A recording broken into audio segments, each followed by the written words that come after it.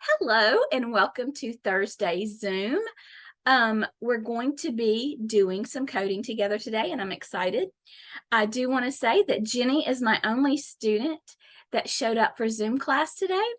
And because she did, Jenny, you get one free test. Okay. And you can use it anytime. Anytime you didn't do well on a test and you don't want to retry, you just want to have your free test, I'll drop the grade. Okay. Thank you. That's anytime in the program. It doesn't have to be this module, but you'll have to remind me. Okay. So, guys show up to Zoom and you never know what's going to happen.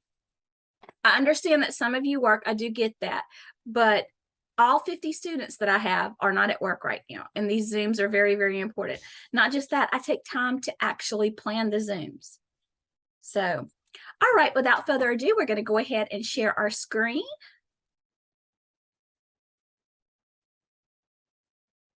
So the first, can you see this, Jenny? Yeah. Okay. So medical terms is the first thing that we're going to go over. The key to greater understanding is knowing medical terms. Now I'm going to move to the next slide and I'm going to give you a minute. Remember, I'm going to be putting this video up so you can go back and pause it, but I'm going to be giving you a list of 24 medical terms you should know. Some of them you're probably already going to know, but they're ones that are most used in the medical field. And we will be doing an exam on this, and I will put it up next week, and we will, I'll remind you that we need to know these, and I want us to get to know these and test out of them, because next is going to be medical terminology. Okay, so these are the medical terms. The charts providers use for making notes are often filled with this kind of medical terminology. You might even know some of them by a different name. So for example, these are not hard. Like number one is abrasion. It's a cut or a scrape that typically isn't serious. So I think most of us know that. Those that don't, it's not a hard thing to learn. Abscess, acute, signifies a condition that begins abruptly and sometimes severe, but the duration is short. Benign, non-cancerous. So these are all real world, real common, mostly used medical terms, and I need you guys to make flashcards, however you study the best. So like I said, I am not gonna just sit here while giving everybody enough time to actually copy them down, but you can pause your video that I put up and you can do it then. So there's a couple of things I want to say about coding. What is coding? Coding is telling us the story of a patient's medical journey. It is also putting together a puzzle. So once you have a complete medical record, your puzzle is finished. So I love those. I've used the puzzle reference forever, because that's really kind of how I feel, especially when you get into your coding career and you have your place of employment and you begin to work on different scenarios and different cases and denials and what this patient has. You have to take all those little pieces that you get and put them together to have a clean claim and get it paid for. So next, we're going to go into accurate coding. You will be practicing coding using the ICD-10 throughout this chapter, chapter 4. You need to practice using the steps that are always necessary to assign. One moment, I'm going to turn my ringer off. I did not do that, and I do apologize. And of course, I haven't had a call or a text all day long, and as soon as I get on Zoom, they just start coming in. Anyway, let's see. You need to practice using the steps that are always necessary to assign an ICD-10 code. If you begin your ICD-10 coding using 3 steps, you will develop good coding habits that will last throughout your career. Now, I want to take this time to remind you that when you get to your specialty, because you never go anywhere where you code everything unless it's at the hospital. That's a lot more inclusive.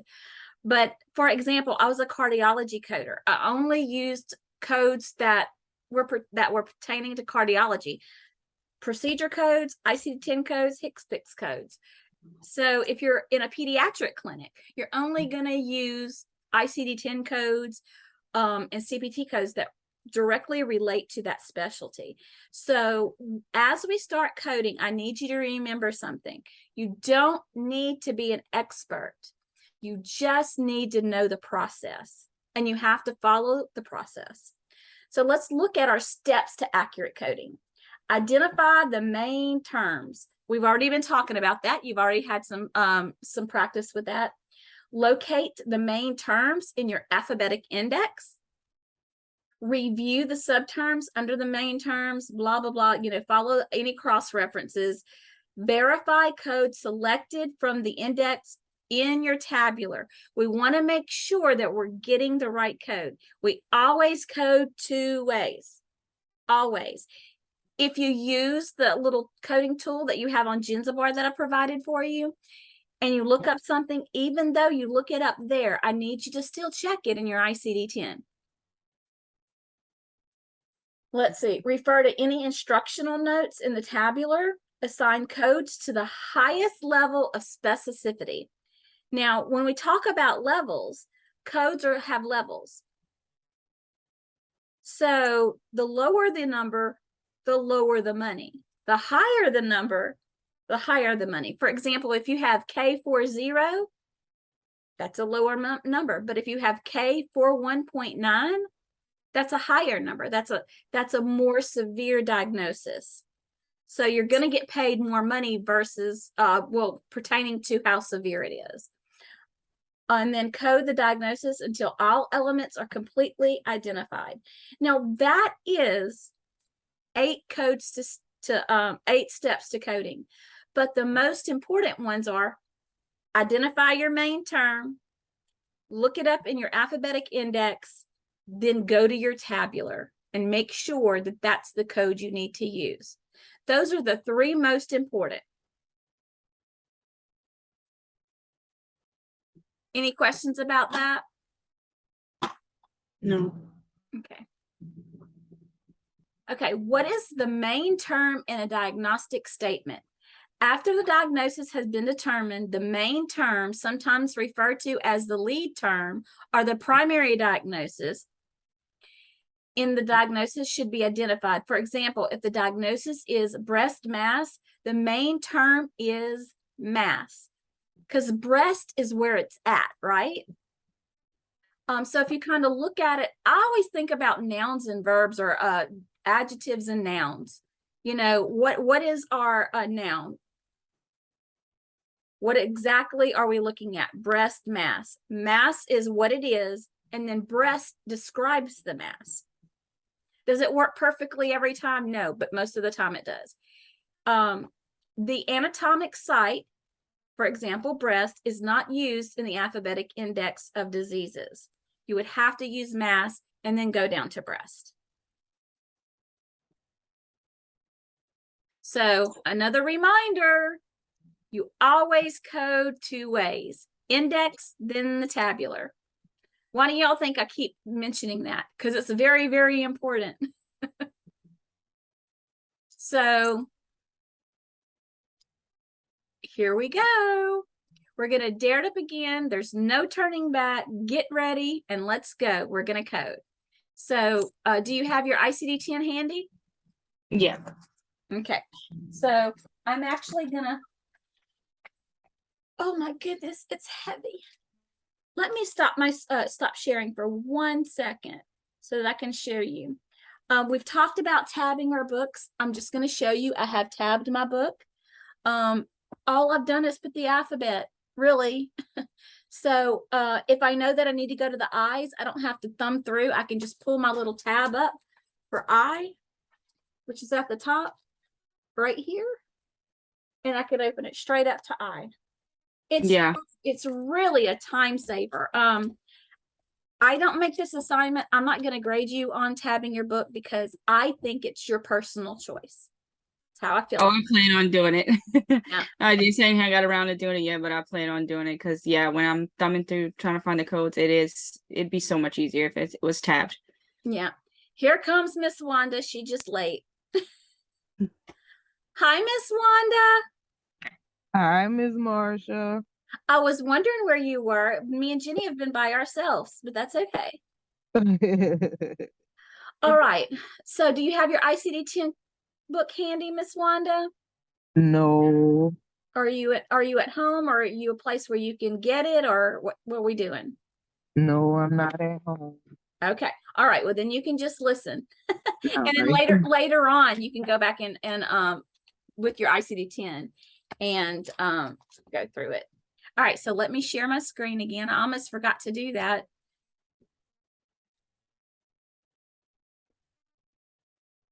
All right. So our very first scenario says acute and chronic sinusitis. Well, we see the blanks here, so it's not going to be a code that's one code. It's not a combination code. It's going to be two separate codes. So what is our main term? Sinusitis. Yep. So that's where we're going to go in our alphabetic index. Pull my S.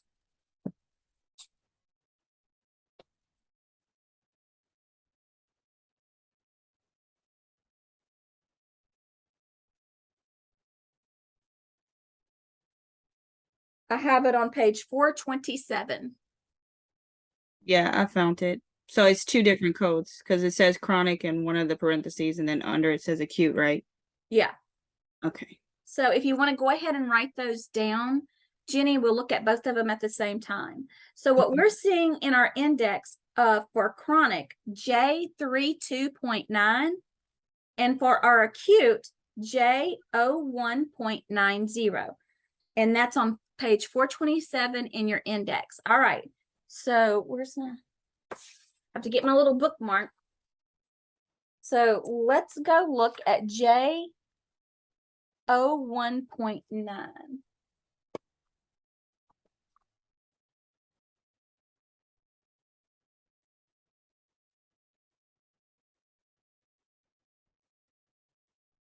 I am so considering tearing my pages out and putting them in some sort of a binder, because I'm telling you what, this plastic rings are giving me headaches today, right now.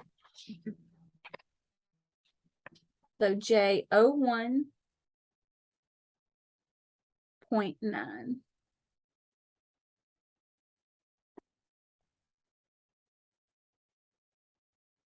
Let me know when you're there.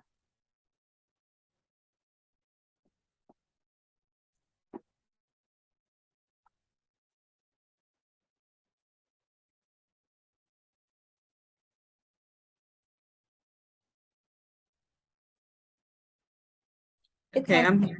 943. Okay, do you see J01.9, Jenny? Yeah, has a red stop sign. Right, so that means we need to go further down. So if we look at J01.90, what does that say? Acute sinusitis, unspecified. Right, so is that going to be our right code? That's what I have written down. Yeah. All right, so that's great. That is our first code. It's found on page 943, and it is J01.90. Okay, so now we have to look up our other code, which was chronic. It's J32.9.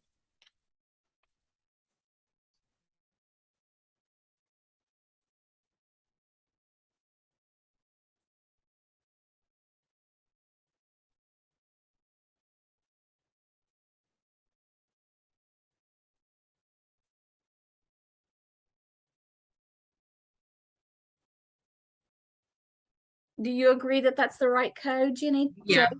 Okay, J32.9 says chronic sinusitis unspecified. That was on page 947.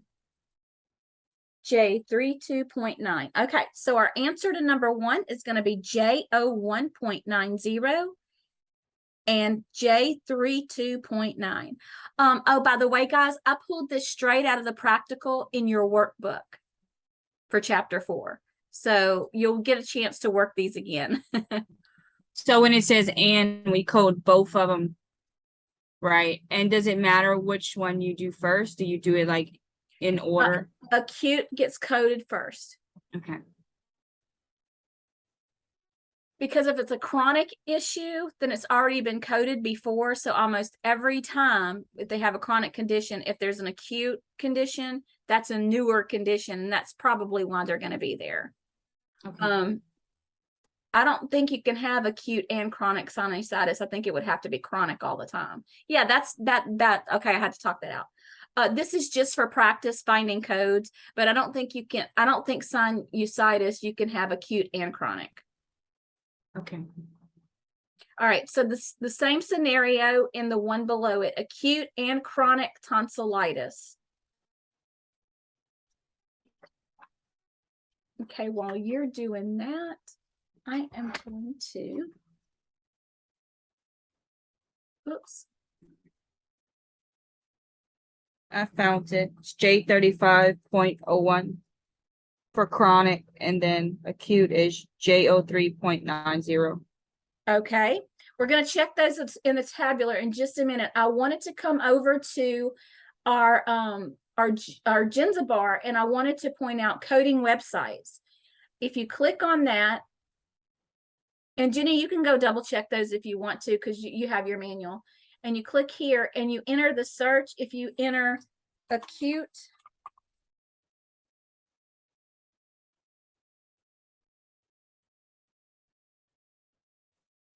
tonsillitis, what?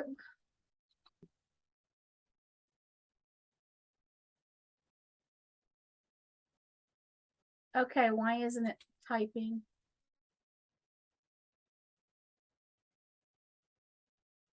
Oh, because I need to do tonsillitis first.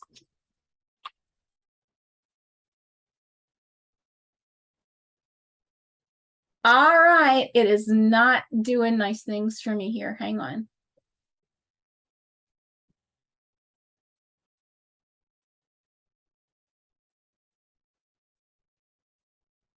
Get in here and copy it.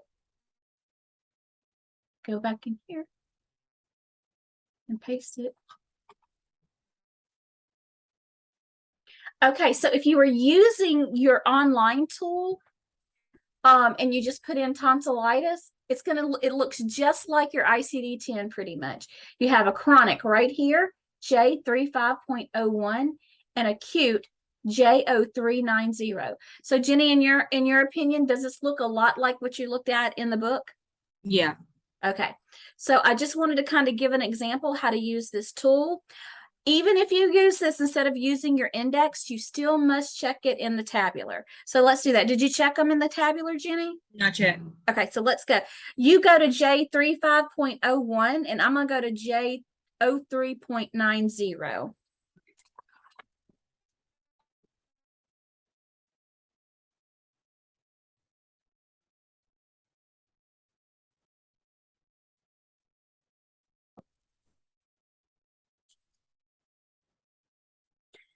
Okay, I just checked my chronic code, J35.00, and it's right.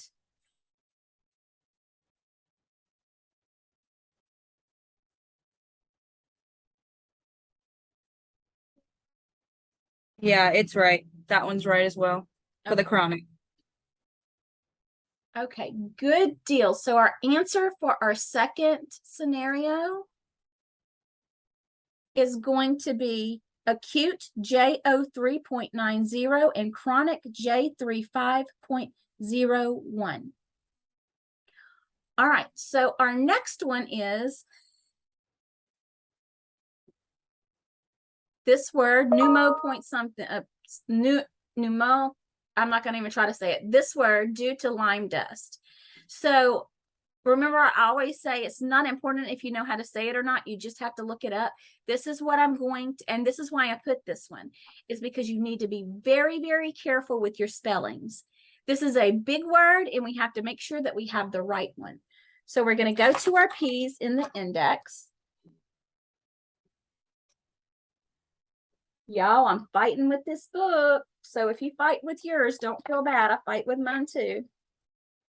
For heaven's sakes.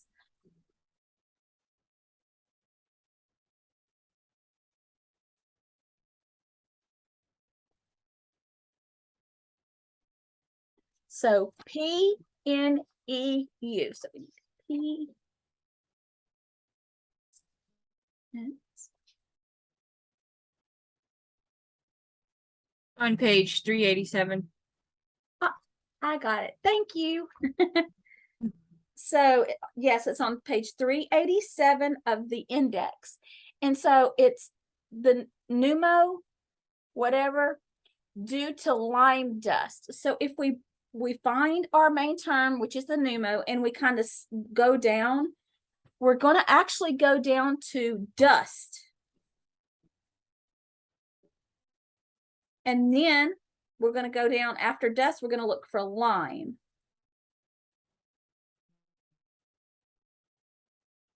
J62.8. Okay. Let's go check that in our tabular.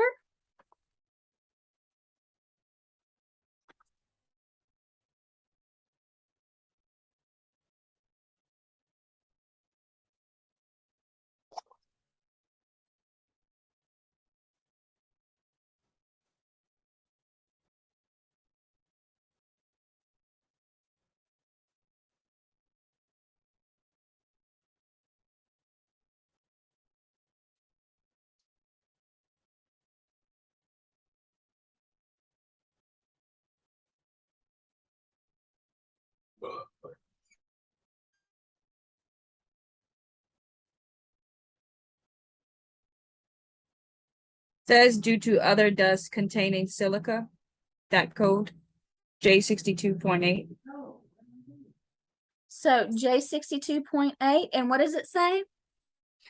Pneumoconiosis due to other dust containing silica. Yep. Silicosis, NOS. Mm-hmm. J62.8. So I'm just going to go over real quick what we did. We went to pneumoconiosis. That was pretty good. That's not too bad, pneumoconiosis. Then we went down to dust, and then we went to lime. They went to our tabular. Jenny said that's what it looks like. It's the right code. So it's J62.8.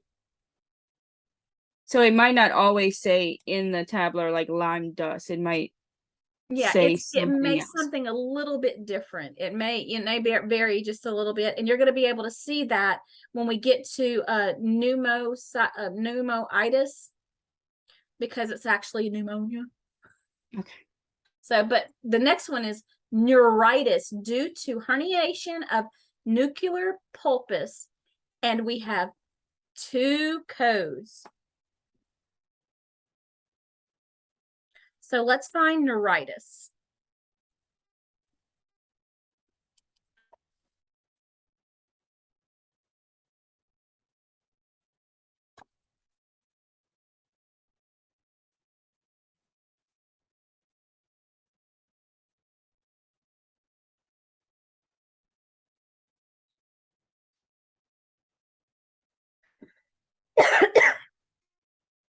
Neuri.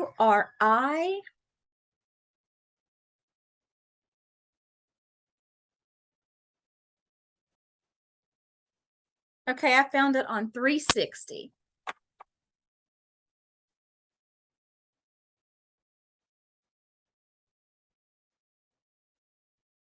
So due to herniation. So if we go neuritis, yeah, we go neuritis, and then you're going to go down to due to.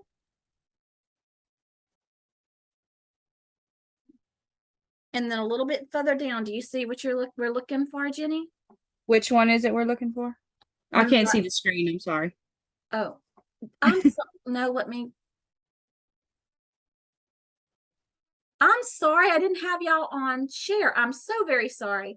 So it's neuritis due to herniation of nucleus populus, and it's going to be two codes. So neuritis is found on page 360 of your index. And so I'm just going down until I see due to. Yeah, I found it. In 51.9, and then there's a parentheses that says G55.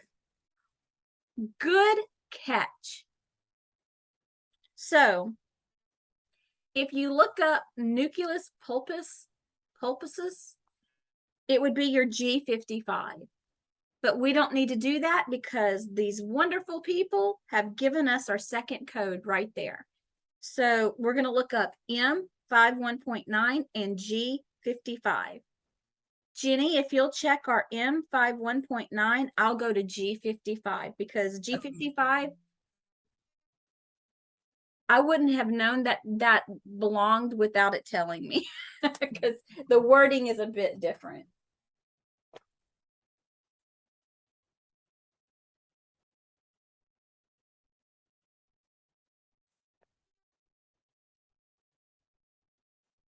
So G55.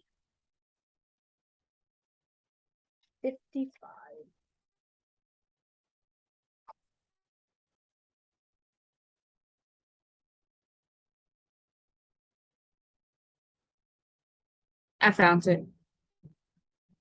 Says unspecified thoracic, thoracolumbar, lumbosacral, invertebral disc disorder. That was M51.9. Mm-hmm. Okay. And then my G55 says nerve root and plexus compression and disease classified elsewhere.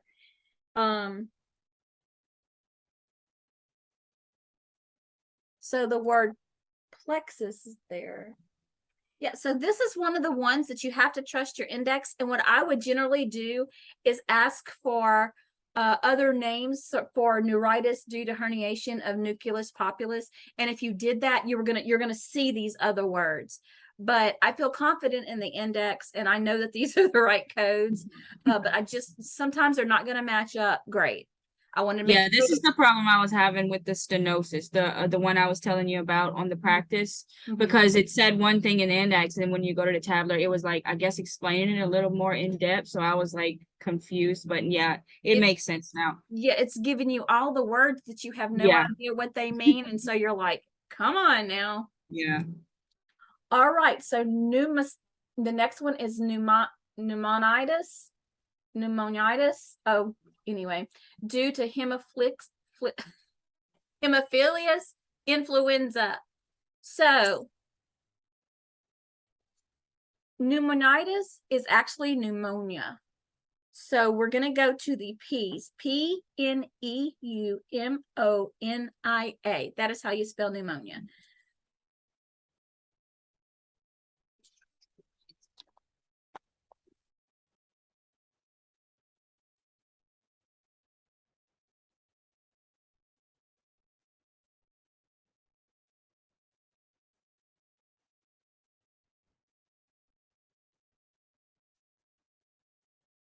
Okay, I found the first word, the pneumonia, hemophilus, but it says influenza.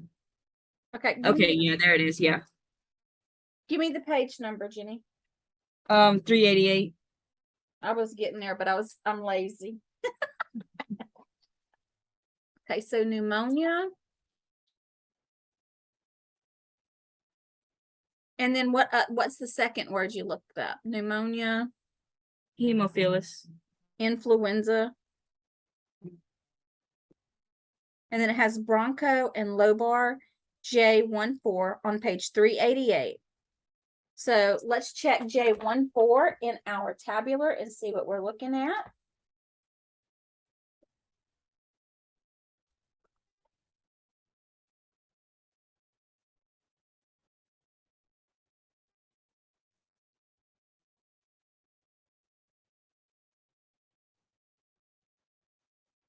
Says pneumonia due to hemophilus influenza. Right. And see, in this one, it gave us the exact verbiage that we were looking for. Yeah.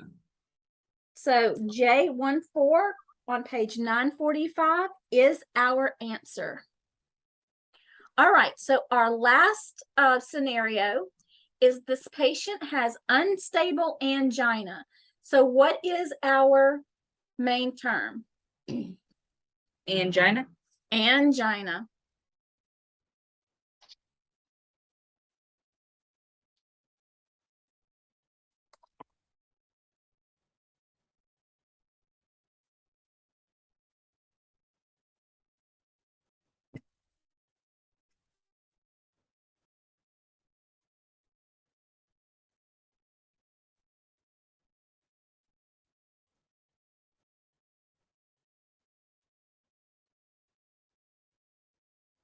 I 20.0.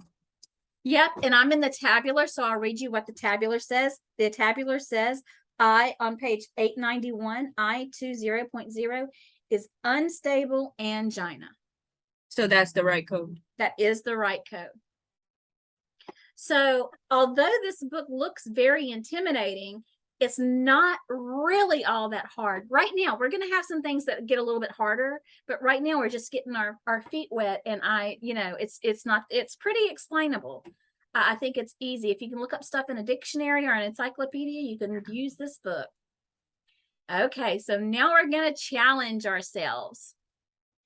So I simply want to, let's read through this scenario. A patient presents to the office complaining of back pain, frequent urination, and blood in the urine. The provider examines the patient and sends him for a BUN, which is a blood urea nitrogen test. And that tells how much waste product is actually in your blood. And creatinine assessment. A creatinine assessment is just a basic panel. And an abdominal x-ray and an ultrasound of the kidney. The provider suspects kidney stones. So if you were coding, what diagnosis would you use?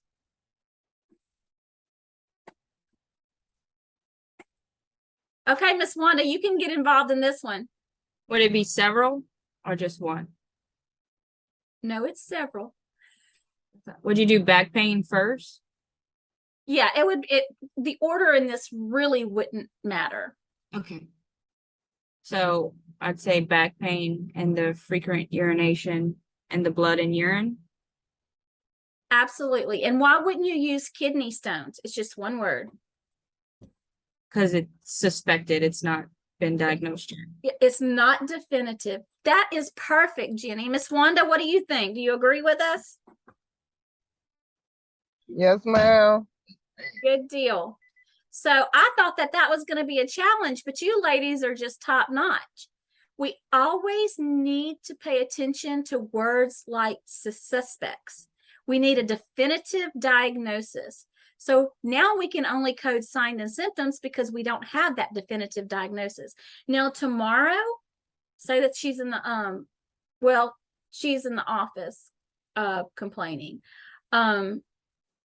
But there's no definitive nothing definitive saying she has kidney stones, only the signs and symptoms. So we would code the signs and symptoms, and it's okay because she's an office visit, so it means she's outpatient. So if it did say that at the end the doctor diagnosed kidney stones, then that would be the code, right? Yes, kidney stones. If we had a definitive kidney stone diagnosis, we would forgo all of these other things for the kidney stones. Got it. Because honestly, what do you think a diagnosis do you think is going to get paid more money? Kidney stones or these signs and symptoms? Kidney stones. The kidney stones. Is that kind of making more sense of why the numbers go the way they go and why you need to double check it to make sure you can't go higher? It's just important for reimbursement.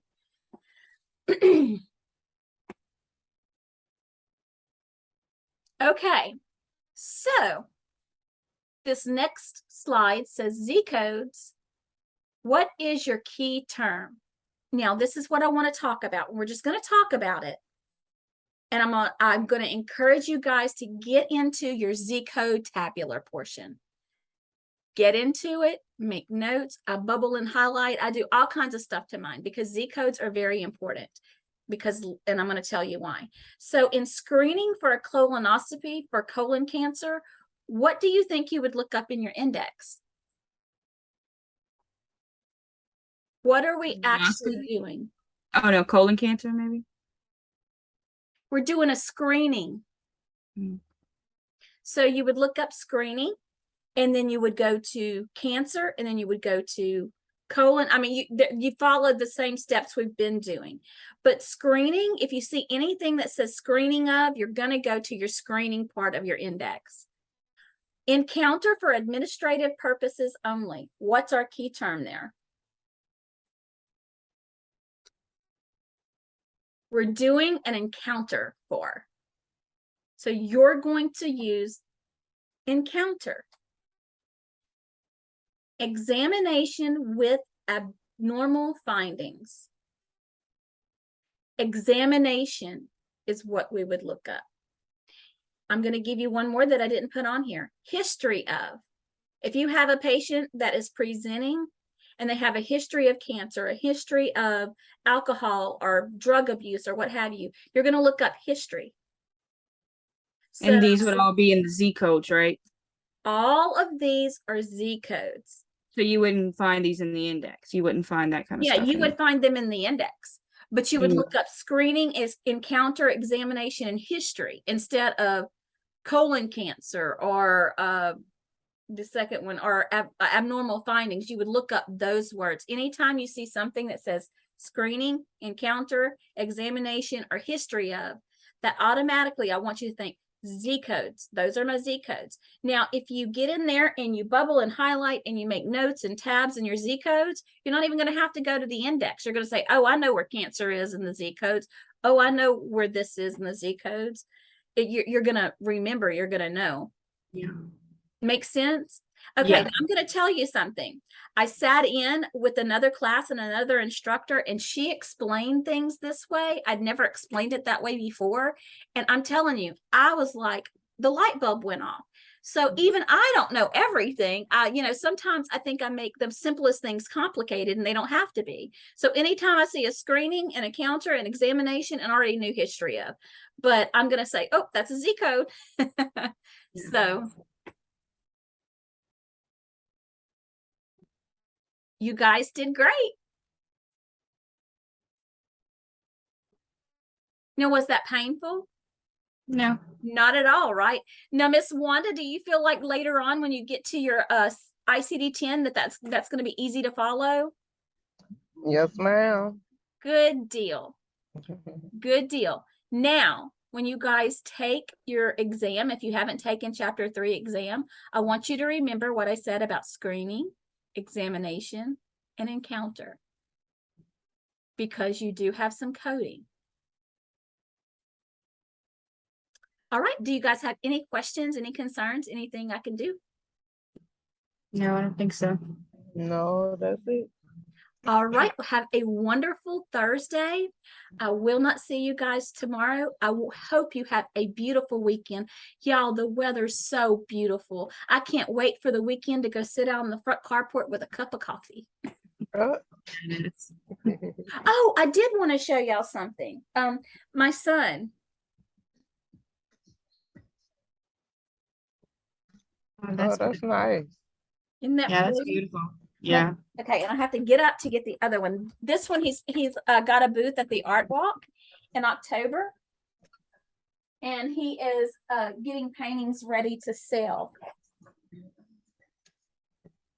Oh, yeah. Yeah, that's nice. great. Yeah, this one's mine. Isn't I it really like that. beautiful? Yeah. Mhm. That's talent. I'm so proud of it. I'm telling y'all, if y'all saw my carport right now, you would think somebody was huffing paint or something. Because he has one of those huge craft tables full of spray paint and an old round plate with some painter's tape for a handle and an old bowl. And that's what he does. He does that with a plate, bowls, caps from the spray paint, tin foil, newspaper. That's how he does it. I mean, I'm in awe. I just think, oh my goodness. So Yeah, that's awesome. but anyway, all right. Well, like I was saying, have a great weekend, and I will see you guys next week. I'm going to remind you of the NCCT class is at 2:00 next week, and we're going to start doing ICD-10 prep for the NCCT. It's a little more complicated than what we're doing, but how else to get familiar than just to dive in head first, right? Yeah. So I hope to see everybody there, or as many of you as can be there. If not, know that I will be putting it in our NCCT Zoom class portion on our gray tab in Jinzabar. Okay, thank you. Thank you guys. Have a great Have a good afternoon. weekend. Bye-bye. Bye. You too, Miss Marshall.